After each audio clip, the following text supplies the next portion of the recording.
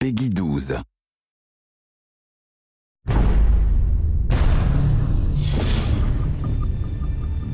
What things like the film allow Green Lantern to do is come alive for real. You see the constructs come to life. You see that energy dissipate. You hear the sounds. You see the big scopes of Oa and Zamora and all these other planets. There's something about Hal Jordan himself because unlike every other superhero, Hal Jordan and Green Lantern are essentially the same.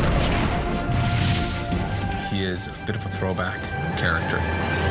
Hal! He comes from that generation of the right stuff. He is a daredevil. He's a guy who leaps first and then thinks on the way down. There's something I really love about his gut instinct. Your name? Hal Jordan. The ring chose you. I think Hal is an incredible superhero and a unique Green Lantern because he brings something to the table that the other Corps can't, and that he's willing to face his fear and admit that it exists and use it in order to become the greatest Green Lantern of them all. Ryan Reynolds is the perfect Hal Jordan for me. He has that humor, he has that swagger, that cockiness. When the chips are down, he really gets serious. He really steps up to the plate. The ring said it was a great responsibility. Responsibility? You? Let's hope so.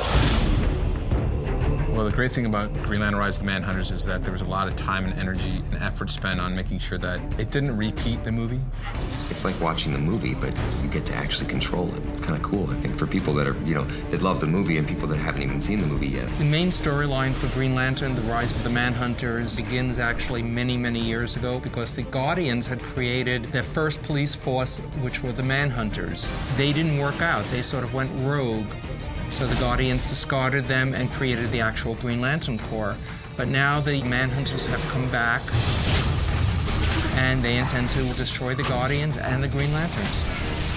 I think it's going to appeal to Green Lantern fans because it's almost like getting a sequel. It's the character that we know from the film, but it's set in a whole new world with whole new threats, and I think that they're going to love that. I think that the Manhunters in the video game are pretty damn interesting. I mean, I almost wish that they were in the movie as well. They're pretty cool. The whole concept of Green Lantern is perfect for a video game because the ring uses energy, the ring needs to be recharged, the ring creates all these different constructs, the ring can let you fly, it can protect you. It's just perfect for a video game. One of the strengths of Hal Jordan and all the Green Lanterns is that they create all these images from their rings. They create these things that are weapons and other forms.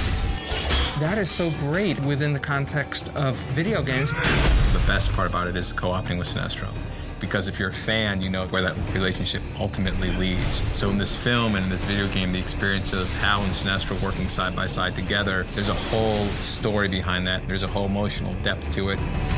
Everybody's bringing Green Lantern to a whole nother level through what they do, through the film, through the video game, through everything that's happening outside the comics. It just adds a whole nother depth to the Green Lantern.